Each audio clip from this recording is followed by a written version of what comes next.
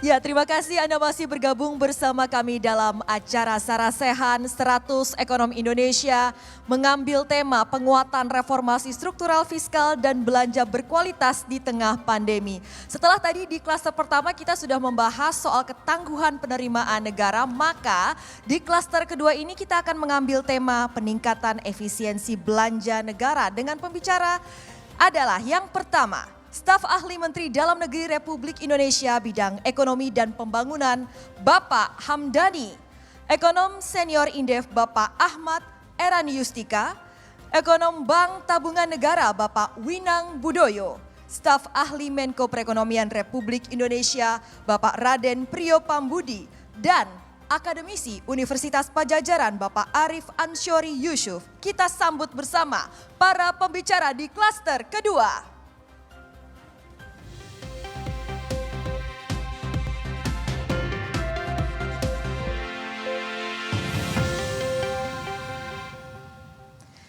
Bagaimanakah kita bisa meningkatkan efisiensi belanja negara akan dipandu langsung oleh ekonom senior Ibu Afiliani. Langsung saja Bu, Terima silakan. kasih Alin. Baik Bapak Ibu sekalian, kita lanjutkan di topik yang kedua ini adalah bicara tentang efisiensi. Nah, ini juga ada survei yang untuk pembuka daripada materi yang kedua ini ada hasil survei. Silakan hasil surveinya bisa ditayangkan. Hasil survei ini kalau kita lihat menunjukkan mengenai peningkatan efisiensi belanja negara. Nah, kalau kita perhatikan di angka ini adalah bagaimana nilai belanja negara setiap tahun itu meningkat ya, baik pusat maupun daerah. Bahkan daerah itu sekarang ada dana desa ya, semakin meningkat ya. Namun capaian indikator makro dan kesejahteraan masih relatif stagnan. Jadi mestinya kalau belanjanya naik harusnya kesejahteraannya makin tinggi juga gitu. Ternyata terjadi stagnasi. Nah ini juga perlu menjadi evaluasi karena berarti secara outcome yang tadi juga disampaikan Pak Febrio itu yang harus dipertanyakan ya mengenai kualitas ya. Kemudian konsep membangun dari pinggiran ini adalah terobosan pemerintah yang diharapkan untuk bisa kesejahteraan ekonomi melalui dana desa. Dan dana desa itu cukup besar ya, antara 700 sampai 1 miliar untuk satu desa. Nah ternyata kalau kita lihat pembangunan infrastruktur ya secara masif itu ternyata mengalami sandungan dalam optimasi pemanfaatannya. Jadi ternyata jangan-jangan bangunan fisiknya ada tapi nggak sesuai dengan masyarakatnya. Nah ini juga menjadi hal penting karena kalau kita lihat di situ indeks P1 dan P2 itu menunjukkan peningkatan. Berarti bukan bicara kemiskinan aja tapi juga melihat bahwa kalau indeksnya itu mengalami kenaikan berarti nggak sejalan dengan dana tadi ya. Baik berikutnya. Nah yang kedua adalah di sini melihat adalah menurut Anda ini pertanyaannya ya. Sebaiknya belanja dana desa diprioritaskan untuk apa pertanyaannya gitu ya. Ternyata yang menarik adalah orang udah gak ngomongin sembako. Tapi melihat pertama adalah yang tertinggi adalah justru untuk dialokasikan untuk program pemberdayaan masyarakat. Jadi mereka tuh justru ingin diberdayakan ya. Kemudian tapi kebanyakan itu justru untuk infrastruktur ya. Jadi ini menggambarkan yang pink itu adalah ekspektasi, yang hijau adalah realisasinya. Jadi ekspektasi yang tingginya itu yang warna pemberdayaan masyarakat, tapi ternyata pemberdayaannya tuh realisasinya hanya 12% gitu ya. Nah di sisi yang lain kita lihat pembangunan infrastruktur sudah sesuai ya karena antara ekspektasi dengan itunya sama. Nah pendidikan ini juga menarik, fasilitas pendidikan ekspektasinya tinggi tetapi realisasinya hanya 5,7. Padahal tadi Pak Febrio juga sudah sampaikan untuk pendidikan tuh 20%, tapi kemana larinya ya itu juga menarik. Nah kemudian yang berikutnya adalah fasilitas kesehatan. Jadi ternyata masyarakat kita itu sudah sadar pendidikan dan kesehatan ya. Jadi ekspektasi untuk fasilitas kesehatannya tinggi tapi realisasinya kecil ya. Oke berikutnya. Nah yang berikut ini adalah menunjukkan pertanyaannya adalah dalam berapa tahun terakhir pemerintah terus menggenjot pembangunan infrastruktur. Walau di tengah pandemi COVID-19. Nah menurut Anda pembangunan infrastruktur yang kayak apa sih yang perlu gitu ya. Ternyata dari hasilnya itu ada darat yang paling banyak ya. Pertama adalah jalan raya. Karena mungkin masyarakat kita sebagian punya kendaraan ya. Kemudian yang kedua adalah bicara tentang kereta api dan jalan tol. Jadi sebenarnya transportasi darat yang mereka harapkan ya. Nah jadi ini juga apakah sudah sesuai atau belum? Nah ini yang menjadi satu pertanyaan dari masyarakat dan harapannya. Berikutnya masih ada? Nah sudah selesai? Ya oke. Jadi ada 3 slide tadi yang menunjukkan mengenai peningkatan efektivitas belanja. Nah untuk pembicara yang saat ini yang klaster kedua ini adalah saya undang Bapak Hamdani. Selamat siang Pak Hamdani. Beliau adalah staf ahli Menteri Dalam Negeri ya. Iya Pak Hamdani. Oh, belum terdengar suaranya? Ya. Ya. Terima kasih Pak Hamdani waktunya. Ya. Ya Pak, mungkin langsung pada pertanyaan ya Pak. Ya. Kalau kita lihat dana transfer ke daerah baik itu untuk APBD dan juga untuk desa itu ternyata mengalami peningkatan. Bahkan sekarang sudah 770 triliun untuk ke daerah itu baru yang langsung. Yang tidak langsung tentu saja juga banyak dari kementerian-kementerian. Nah kalau kita lihat dari dana yang besar ke daerah, namun dari sisi outcome atau hasil ya, kalau administrasi oke, bagus gitu. Tapi outcome ini ternyata belum semua daerah itu merasakan bahwa dana transfer ke desa ini adalah meningkatkan pelayanan umum dan juga untuk fasilitas yang diharapkan tadi Pak. Barusan mereka harapannya adalah kesehatan dan pendidikan, padahal anggaran 2 bidang ini adalah yang paling besar ya. Nah mungkin ini bisa dijawab. Silakan Pak. Baik. Terima kasih Ibu Apriani. Pertama tentu kita melihat di sini bahwa ketika kita bicara tentang kualitas belanja daerah, ya. Bagaimana belanja daerah itu betul-betul bisa terasa dimanfaatkan oleh masyarakat, terasa outcome-nya. Kita dalam tahun 2021 ini kita berhasil dalam menata belanja daerah. Pertama, belanja daerah itu ditetapkan dengan standar yang sama. Jadi kalau kita bicara standar harga satuan itu sama. Kalau sebelumnya tadi dari Sabang sampai Merauke standarnya berbagai macam, berbagai-bagai. Khususnya kalau perjalanan dinas itu bisa berbeda. Ada yang perjalanan dinasnya 1 juta satu hari, ada yang 2 juta, ada yang 3 juta sampai 5 juta. Termasuk juga berkaitan dengan yang lain itu kan. Dalam tahun 2021 ini kita sudah tata standar yang sama. Kemudian juga penggunaan nomenklatur yang sama. Kemudian juga kita menetapkan juga standar pelayanan minimal daripada belanja tersebut. Jadi hampir kita dalam konteks itu kita sudah lakukan dengan baik untuk 2021 tadi keseragaman dan kemudian kita menggunakan aplikasi yang sama supaya monitoring dan evaluasi terhadap belanja daerah itu secara real time dapat kita lakukan. Apakah transfer itu dimanfaatkan langsung atau disimpan ataupun apa kita bisa ketahuan. Kalau ditransfer 1 triliun dalam satu triwulan, maka kita pastikan apakah 1 triliun itu dicairkan atau mengendap. Bisa kita ketahui. Jangan 300 miliar cuma yang dicairkan. Itu bisa kita cermati dalam aplikasi yang sama. Barangkali mungkin dari slide langsung saja ke slide 16, kita bisa melihat gambaran karena keterbatasan waktu kita. Bagaimana kita melihat dulu dari postur pendapatan dulu. Lanjut aja ke slide nomor 16, ke postur pendapatan. Di sini kita bisa melihat bagaimana porsi belanja pendapatan asli daerah terhadap total pendapatan keseluruhannya. Untuk provinsi saja kita gambarkan, mungkin di slide yang ada tayangan porsi belanja pendapatan terhadap pendapatan. Oke. Slide berikutnya lagi. Slide lagi. Berikutnya lagi. Nah, Oke. langsung aja ke apanya porsinya kok agak lambat apanya. Ini 16, halaman 16 Pak. Ya, apalagi saya porsinya. Oke. Lanjut lagi ke bawahnya.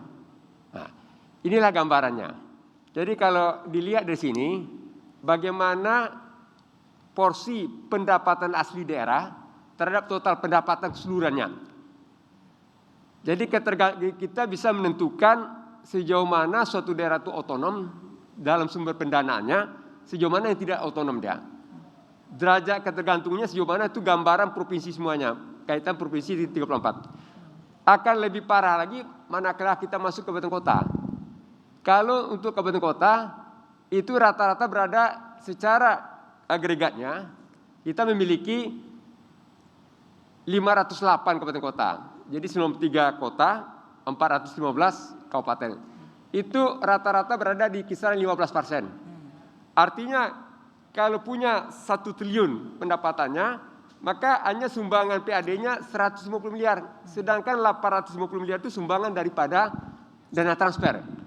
Dari sisi itu aja kita bisa membayangkan bagaimana postur pendapatan yang akan dihasilkan dari belanja. Kita lanjut aja ke slide berikutnya.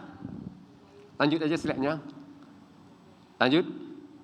Nah, ini akan tergambarkan kalau kita bicara bagaimana tadi kita bicarakan kemanfaatannya dalam infrastruktur dan lain-lain, maka tentu tidak lepas daripada sejauh mana porsi belanja yang dialokasikan untuk belanja modal. Ternyata kan kalau kita lihat variatif sekali untuk provinsi, akan sangat variatif pula untuk kabupaten kota. Jadi kita bisa lihat bagaimana alokasi dari total belanja tersebut terhadap total tetap belanja modal. Ini gambaran. Untuk belanja modal ini belum tentu sepenuhnya dalam hal untuk infrastruktur. Bisa saja dalam belanja modal tadi adalah untuk kebentuan birokrasi, misalnya perkantoran, atau peralatan-peralatan birokrasinya, atau kendaraan dinasnya, semacam itu. Jadi juga bisa kita kurangi lagi ini tadi kan. Jadi bisa kita bayangkan bagaimana kaitan dengan fiskal. Lanjut pada slide berikutnya. Nah, ini saya bisa gambarkan bagaimana postur dari belanja suatu daerah, satu provinsi. Walaupun totalnya adalah 3,9 hampir 4T, tapi sesungguhnya fiskal yang bisa dikelola secara independen oleh suatu provinsi itu sangat jauh daripada yang dianggarkan tadi. Kenapa? Dana BOS. Slide berikutnya lagi. Contoh sementara seperti ini kan. 678 berapa fiskalnya? Terbatas sekali. Lanjut slide berikutnya lagi. Ini Sumatera Utara. Sumatera Utara punya anggaran 13,7. Tetapi anggarannya 13,7 itu dana BOS saja 3,3. 3,3 dana BOS itu nggak masuk ke APBD itu. APBD numpang catat aja, bukan numpang lewat, numpang catat. Dana tadi langsung masuk ke rekening sekolah, tapi diakui untuk pencatatan di APBD. Kalau pendekatan nantinya dana BOS itu tidak lagi melalui provinsi, tapi langsung ke kabupaten kota, maka berkuranglah sebanyak angka itu kemungkinan pendapatan dan belanja, karena diakui sebagai pendapatan, diakui juga sebagai belanja. Dana BOS dana DAK luar BOS ada belanja bagi hasil.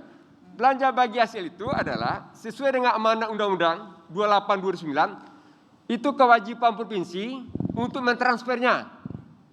Harus itu kepada kabupaten kota.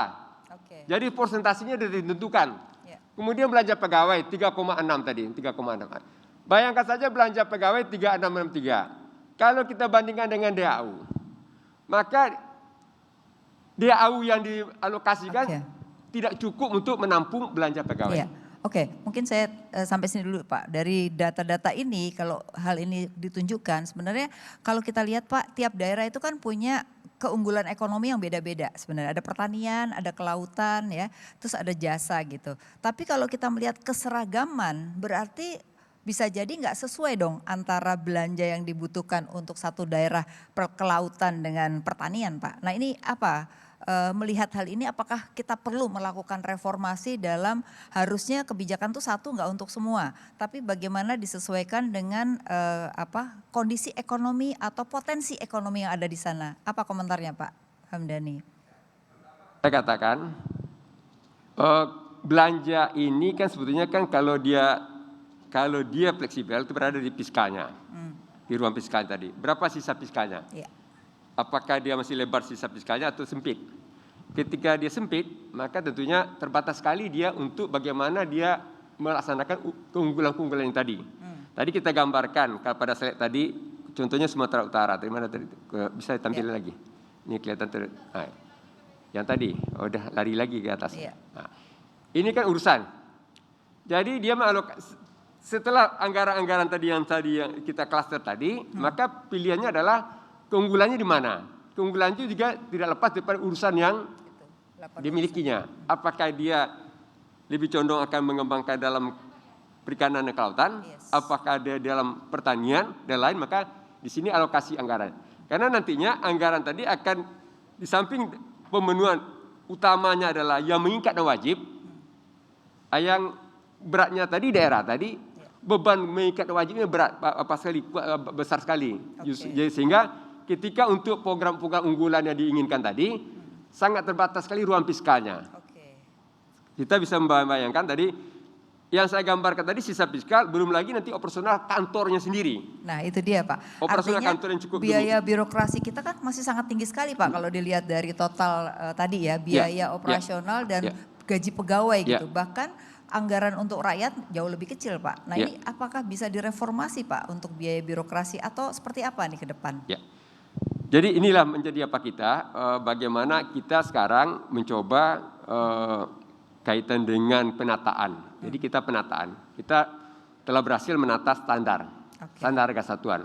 Kalau standar harga satuan itu tinggi sekali, kalau kita Ibu Afi perhatikan ya, contohnya di daerah ya, untuk kalangan legislasi DPR, itu hampir ketika standarnya standar penyanyian itu 1-2 juta, itu resesnya DPRD itu bukan di dapilnya, tapi di Jakarta. Kira itu mana? Jadi Bapak mau Tapi setelah kita potong, kita tekan sekarang itu dengan harga cuma 400.000, boleh kita katakan relatif ketika aktivitas itu banyak dilakukan di daerah, di dapil tadi. Jadi itu sudah. Jadi melakukan efisiensi upaya-upaya penghematan salah satu adalah kita tekan standarnya tadi supaya tidak beragam lagi. Hanya ada satu standar seluruh daerah. Walaupun sebagian daerah sudah banyak terlanjur untuk standar tadi. Ya. Jadi ke depan harus ada efisiensi belanja yang harus dilakukan. Baik Pak. Terima kasih Pak Hamdani, udah banyak banget datanya tuh menarik sekali. Mungkin ke depan perlu banyak kita kaji di para ekonom ya Pak. Baik, terima kasih. Ya berikutnya saya undang Bapak Ahmad Erani Yustika. Ya Pak Erani kebetulan tidak hadir di sini, ada secara virtual. Siap. Ya Pak Erani apa kabar? Terima kasih sudah hadir ya. Pak Erani kebetulan juga punya pengalaman dulu di Kementerian Desa nih, jadi tepat sekali hari ini untuk membahas masalah ini ya. Jadi tadi pertanyaan yang disampaikan oleh Pak Hamdani tadi terkait dengan bagaimana sih pola belanja daerah. Tadi provinsi, belum lagi nanti kabupaten kota gitu ya. Bahwa ternyata satu biaya birokrasinya besar. Yang kedua adalah kalau kita bicara tentang hasil survei tadi antara harapan dengan kenyataan tuh masih jauh sekali Mas Erani gitu. Harapannya apa, kenyataannya justru sebaliknya ya. Terus yang ketiga nih yang menarik adalah potensi ekonomi kan beda-beda gitu. Jadi kalau kita lihat di anggaran itu sendiri belum melihat by potensi ekonomi gitu. Sehingga pemberdayaan masyarakatnya mungkin tidak terakomodasi. Nah Mas Erani melihat seperti apa sih sebenarnya efektivitas dari dana baik itu di daerah, kabupaten kota maupun juga di desa yang sekarang ini cukup banyak. Silakan Mas Erani. Terima kasih Bu Afi. Saya ingin memberikan payung dulu ya. Jadi kalau berbicara mengenai reformasi struktural fiskal, maka ada 3 layer ini. Yang pertama dari makronya dulu, itu reformasi itu harus berani menyentuh prioritas belanja anggaran. Tidak boleh lagi ada anggaran itu yang semata karena tujuannya untuk pemerataan. Misalnya masing-masing KL atau kalau di daerah masing-masing dinas atau fungsi-fungsi tertentu mesti mendapatkan anggaran dengan alokasi yang katakanlah sama dengan tahun sebelumnya gitu ya. Nah hal-hal semacam itu mengganggu upaya untuk membangun kebijakan fiskal yang basisnya itu kepada kinerja. Jadi itu mesti harus berani terlebih dulu. Saya kira sebetulnya dalam 6 tahun terakhir ini di pemerintah pusat sudah ada upaya untuk itu. Meskipun tentu masih harus perbaiki keberanian untuk mengambil prioritas. Yang kedua pada level mesonya itu reform itu masuk kepada tata kelolanya. Kalau reform pada makronya sudah jalan prioritasnya, tapi tata kelolanya itu buruk, maka prioritas tadi itu di lapangan membuat hasilnya juga tidak akan bisa sesuai dengan yang diharapkan. Ini contohnya ya, misalnya praktik-praktik perencanaan yang sekadarnya, kemudian eksekusi yang ceroboh, sampai kemudian nanti hasilnya tanpa ada monitoring, itu bagian dari yang kerap kita saksikan. Nah, oleh karena itu tata kelola dari mulai hulu perencanaan sampai ke hilirnya dalam bentuk eksekusi maupun monitoring itu reformasinya juga harus jalan. Terakhir pada level mikronya itu mengaitkan antara output yang sudah dieksekusi dengan tadi Bu Afi menyebut outcome, impact, itu harus betul-betul dilakukan. Bukan sekedar laporannya itu pasar desa sudah dibuat sekian ratus, infrastruktur atau jalan desa sekian ribu kilometer dan seterusnya. Tetapi impact terhadap perubahan kehidupan masyarakat di desa misalnya, itu seberapa jauh gitu ya. Nah saya kira kalau yang untuk makro itu wilayahnya itu banyak nanti seharusnya dilakukan dipandu oleh Kementerian Keuangan, mesonya di Kementerian Dalam Negeri, dan mikronya itu Bappenas yang harus membuat presisi yang semacam itu. Nah kembali kepada soal yang tadi di desa atau kasus di pemerintah daerah, saya kira yang paling penting itu sekarang bagaimana tadi yang disampaikan Bu Afi, program-program yang didesain dengan memanfaatkan anggaran daerah maupun dana desa tadi itu sesuai dengan potensi maupun persoalan yang berkembang di situ. Nah baru di situ reformasi makro di fiskal daerah itu bisa jalan. Tata kelolanya misalnya tidak boleh lagi ada satu kegiatan misalnya, katakanlah membuat energi atau listrik desa itu ada di beberapa dinas, katakanlah 3 dinas, barangnya sama, harganya beda-beda. Ini bagian dari tata kelola yang saya kira belum mempertimbangkan reformasi tadi itu. Dan yang paling penting itu mesti ada ukuran yang solid antara output yang sudah dihasilkan itu dengan tadi misalnya penyerapan tenaga kerja, pengurangan kemiskinan, penurunan stunting, dan seterusnya untuk beberapa isu yang sangat spesifik gitu ya. Misalnya dana yang digunakan untuk dana desa yang digunakan untuk proteksi sosial, dana desa yang digunakan untuk membangun irigasi, dana desa yang digunakan untuk membangun katakanlah ekonomi desa dalam bentuk pasar desa. Itu beberapa contoh dari hal-hal yang sekarang itu mesti sigap segera dilakukan karena dunia berkembang, ekonomi jalan dengan sedemikian cepatnya. Kira-kira begitu Bu Afi. Oke, pertanyaan terakhir nih Mas Erani. Kalau kita lihat tadi yang disampaikan Mas Erani itu kan fokus ya. Jadi artinya bahwa mungkin ada departemen yang harus dapat dana besar tapi ada departemen yang harus berani dikurangi kan gitu ya. Itu udah mulai jalan gitu ya. Nah, memang persoalan kita khususnya adalah ukuran kinerja nih, terutama di kepala daerah. Kepala daerah itu ukuran kinerjanya ya pokoknya perencanaan sama dengan pengeluaran ya sudah cukup gitu. Tapi tidak ada outcome yang terkait dengan pendidikan, kesehatan dan kesempatan kerja itu yang menjadi kata kunci. Nah, seberapa besar sih ini sebenarnya diperlukan untuk mengukur keberhasilan suatu daerah itu dalam mengeluarkan keuangannya. Komentarnya Mas Erani? Betul. Jadi yang pertama mesti ada pembagian tugas untuk yang bertanggung jawab di dalam kinerja tadi itu, keberhasilan kinerja. Misalnya begini, ada sumber daya yang dibagi ke daerah dalam bentuk DAU, dana transnasional lain gitu ya. Tetapi kalau kita bicara mengenai kemiskinan, IPM dan seterusnya, kalau angkanya ini misalnya jelek, maka itu tanggung jawab pemerintah pusat semua. Kalau angkanya bagus, maka itu bisa diklaim seluruhnya oleh pemerintah pusat. Padahal di dalam pencapaian tadi itu, baik buruk maupun baiknya, ada peran dari pemerintah daerah bahkan dalam jumlah yang besar untuk pengurangan kemiskinan maupun IPM tadi itu. Jadi menurut saya yang pertama adalah harus ada pembagian tugas dan ukuran kinerjanya pastinya ya. Baik Mas Erani, terima kasih.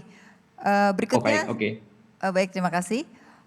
Tadi sudah kita dengar Pak Erani menyampaikan ada 3 hal tuh yang menarik tadi ya, bahwa harus berani mengalokasikan anggaran memang yang dibutuhkan, tidak tiap tahun naik 10% gitu ya, itu yang selalu terjadi. Yang kedua adalah governance ya, penggunaan dan efisiensi. Kalau tiap dinas jangan sampai bikin listrik sendiri tadi dikatakan.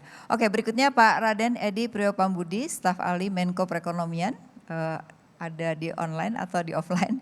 Baik, sudah ini Pak. Sudah, selamat siang Bu Afi. Apa kabar Pak? Waduh, udah lama gak pernah ketemu nih. Baik Pak, langsung ya pertanyaannya Pak. Jadi kalau kita lihat nih PDB itu kalau Jawa dan Sumatera itu kan mendominasi 60%. Jadi kita masih bicara ketimpangan antar daerah gitu ya.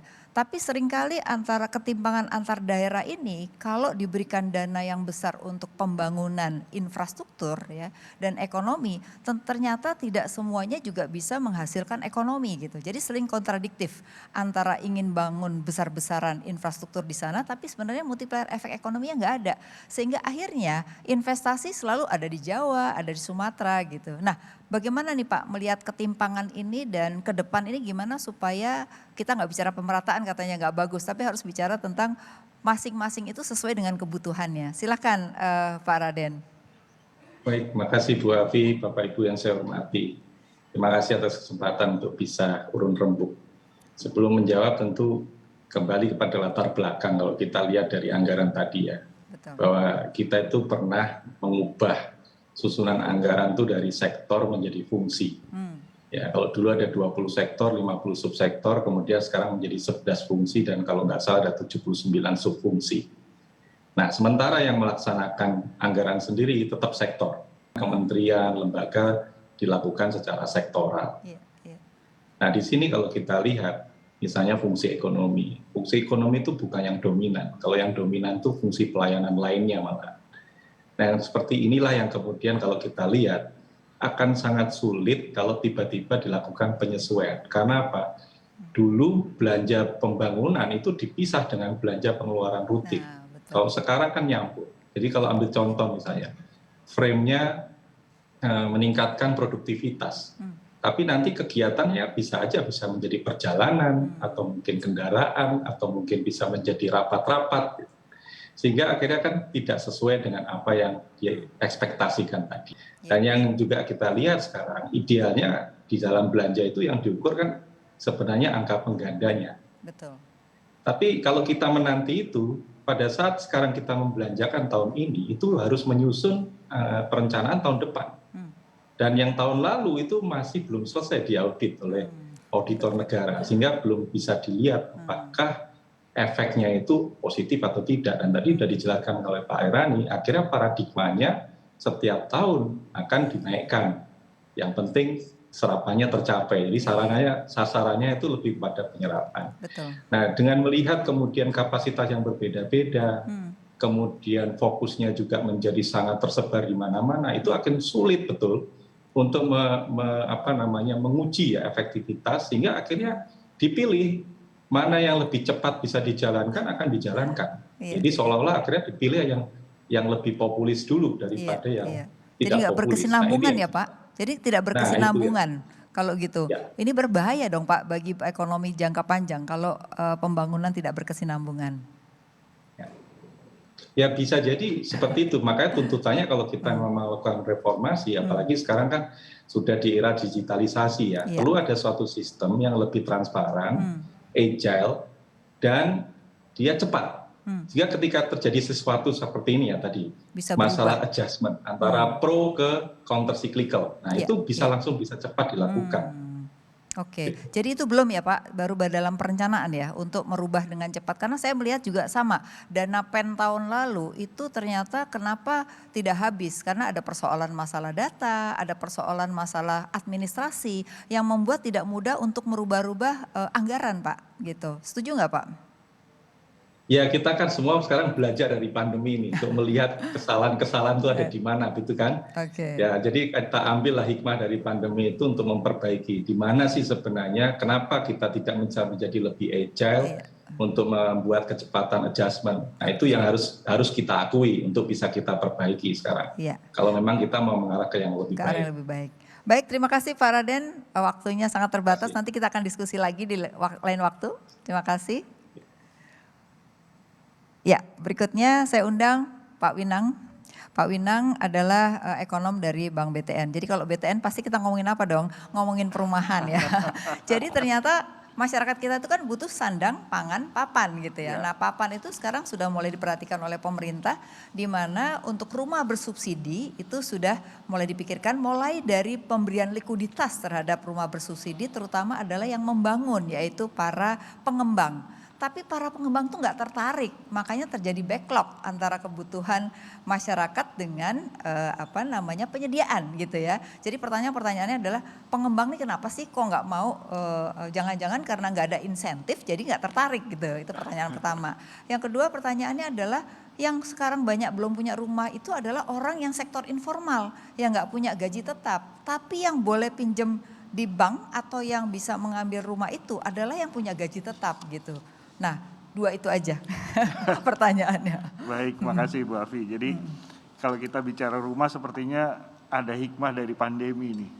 Karena kalau selama ini mungkin sebagian besar dari kita berada di rumah itu cuma ya mungkin 10 jam sehari, dengan adanya pandemi bisa 24 jam. Jadi karena semua kita lakukan di rumah ya, karena mungkin work from home atau study from home. Jadi memang hikmah dari pandemi ini adalah memang kita menjadi sadar bahwa saat ini memang sangat dibutuhkan rumah yang layak huni. Jadi bukan cuma rumah tapi rumah yang layak huni. Nah, terkait dengan pertanyaan Bu Afi tadi, pertama mengenai sisi supply sebetulnya ya, karena memang kita melihat pentingnya peranan rumah ini memang sudah dilihat oleh pemerintah. Kita semua tahu di bulan Februari kemarin baik OJK, Bank Indonesia maupun Kementerian Keuangan itu semua memberikan stimulus ya, relaksasi kepada sektor perumahan yang memang kalau dilihat angkanya per Juni itu, kalau kita lihat pertumbuhan KPR tuh pertama pertumbuhan KPR tidak pernah negatif. Padahal kita tahu total kredit perbankan tuh sempat negatif ya, tumbuhnya negatif dari Oktober tahun lalu sampai bulan Mei tahun ini, tapi KPR nggak pernah, bahkan tumbuhnya sampai 7,2% di bulan Juni. Betul. Nah, namun satu hal yang sepertinya pengembang tuh kenapa? Insentif yang diberikan tuh lebih banyak ke sisi demand-nya, KPR-nya. Jadi kepada orang yang ngambil orang rumahnya ya. Orang user-nya ya, sementara orang yang bangun itu seakan-akan dilupakan, padahal kita tahu bahwa ya, marginnya kecil kalau bangun rumah bersubsidi, benar nggak? Ya, kalau marginnya kecil kita main dari volume. Jadi nggak menarik gitu ya. Oke. Ya. Makanya backlognya gede ya. Ya, karena memang setiap tahun itu kebutuhan rumah itu sampai 800.000, sementara kemampuan pengembang itu kan cuma sekitar 300-400.000. Jadi insentif diperlukan gitu ya. Ya, benar. Jadi kembali ke stimulus atau insentif yang sudah diberikan, jadi memang untuk sisi supply-nya itu masih terlupakan, sehingga menurut kami saya rasa ini perlulah adanya insentif ke sisi supply-nya atau ke sisi pengembangnya. Ya, modelnya mungkin bisa mirip dengan KUR ya, jadi misalnya ada subsidi bunga kepada pengembangnya ya. Jadi bunganya tetap rendah, sebagian disubsidi oleh pemerintah, dan juga saya rasa perlu ada jaminan kredit juga ya. Oh iya, jadi dari penjaminan ya, jadi disampaikan. Tapi juga ada satu hal lagi Bu Afi, nggak cuman ke sisi pengembangnya, tapi saya rasa juga sektor kepada banknya juga. Oh, kepada Ini banknya? masih yang soal supply ya, kepada banknya juga. Jadi kalau misalnya bank ini memberikan kredit kepada pengembang untuk perumahan subsidi, itu ada baiknya juga ATMR-nya diturunkan. Jadi saling ATMR ya, itu menjadi kata kunci ya. Oke. Terakhir yang untuk yang tadi untuk si sektor informal nih, yang penghasilannya itu mereka kan nggak tetap, tapi mungkin dia bisa bayar cicilan gitu. Mereka nggak bisa akses, gimana? Iya, benar sekali. Jadi kalau kita bicara tentang perumahan subsidi ini kan sebetulnya antara sektor formal dan sektor informal. Demand-nya tuh selalu muncul dari kedua segmen itu. Nah, memang selama ini yang kalau kita bicara tentang KPR subsidi selalu yang ada atau yang langsung muncul di benak kita itu kan FLPP. Iya. Padahal ada satu jenis lain yang juga memang FLPP dipakai untuk KPR subsidi, namanya BP2BT. Ya, jadi modelnya beda sih, karena kalau BP2BT itu berbasis tabungan. Jadi memang nasabah tuh harus menabung dulu. Jadi kalau gitu sebenarnya sektor informal bisa melalui tabungan dulu ya. Benar Ini sekali. jadi harus dirubah mungkin ya, tapi harus boleh gitu ya. Iya, saya rasa yang penting di sini adalah segmentasinya harus lebih jelas. Jadi mungkin untuk yang informal bisa fokus di BP2BP, sementara untuk yang formal itu untuk bisa LPP ya. LPP. Bagus sekali masukannya, nanti kita akan catat masukannya. Nah, pertanyaan terakhir karena ini biasa sudah waktunya saya tanya pada Pak Arief Ansori Yusuf, ada di sini atau online ya. Oke, Pak Ansori sudah siap? Oh ya, Pak Ansori terima kasih. Pak Ansori ini langsung pada pertanyaan aja ya. Ya Pak Ansori, kalau kita lihat belanja desa kan terus meningkat ya. Dan belum mampu untuk mempersempit kesejahteraan di pedesaan ya. Bahkan kalau kita lihat kapasitas dari SDM di desa pun juga kemampuannya sangat terbatas. Sehingga kalau kita lihat yang harapan kita kemiskinan bisa semakin turun drastis tidak terjadi ya. Kemudian juga urbanisasi mulai banyak terjadi Pak. Makanya kan perlu bangun yang namanya suburban gitu ya. Nah, apa komentarnya Pak Arief? Oke, makasih. Dua mungkin Mbak Afi ya. Yang pertama, kita harus hati-hati sebenarnya. Kalau kita ingin menyimpulkan bahwa kalau kita membelanjakan dana desa, kemudian pada saat yang sama kemiskinan di desa katakanlah tidak berkurang signifikan, terus kita mungkin tidak bisa terburu-buru gitu untuk menyalahkan bahwa dana desa tidak baik gitu. Karena itu perlu dikaji dulu counterfaktualnya. Jadi kita harus lihat dulu ya di model lah, karena kan ini kan seperti impact. Jadi ketika dikucurkan dana desa kemudian kemiskinan pada saat yang sama di desa tidak berkurang, not necessarily tidak efektif, tapi mungkin tidak cukup gitu. Tapi kalau misalkan kemudian kita simpulkan bahwa kalau gitu tarik aja dari desa, toh nggak ada efektifnya, itu terlalu berlebihan, itu terburu-buru, itu terburu-buru. Saya rasa itu yang pertama poinnya, jadi harus dikaji dengan baik. Jadi tidak selalu itu. Yang kedua, itu terima kasih sekali udah menyampaikan masalah urbanisasi, karena Indonesia itu sekarang itu mungkin almost 60% hidup di urban area. Kenaikan kecepatannya kan tinggi. Di tahun 2030 dalam agenda SDG kita itu mungkin udah 70%. Betul. Atau 80%. Di Pulau Jawa udah sekarang itu udah segitu ya. Nah, jadi masalah di Indonesia ke depan itu justru di urban. Dan krisis COVID ini juga menurut saya itu contoh konkret bagaimana itu, menurut saya ini maaf ya, itu kalau itu dalam konteks COVID itu urbanisasi itu komorbiditas dari pandemi. Karena kalau ini kalau COVID ini terjadinya bukan sekarang, misalkan 20-an tahun lalu mungkin tidak separah ini. Tapi karena urbannya itu. Jadi efisiensi fiskal itu berarti nantinya itu harus untuk men-tackle masalah-masalah di urban areas itu jadinya. Ke depan nanti akan ke sana. Jadi urbanisasi itu tidak bisa ditolak ya, bahwa itu akan terjadi gitu. Nah, bagaimana mengurangi urbanisasi? Saya rasa urbanisasi tidak bisa ditolak ya. Yang mungkin sekarang harus dipercepat dan saya lihat perlu diakselerasi itu adalah urbanisasi di Indonesia itu berjalan seiring dengan tersiarisasi yang kurang produktif. Jadi kalau kita lihat data ya, itu share dari employment di service sector kita meningkat pesat gitu ya. Tetapi share value added-nya itu stagnan. Kalau share value added-nya stagnan sementara share employment-nya bertambah, itu kan berarti low productivity ya, terutama di trade sector ya.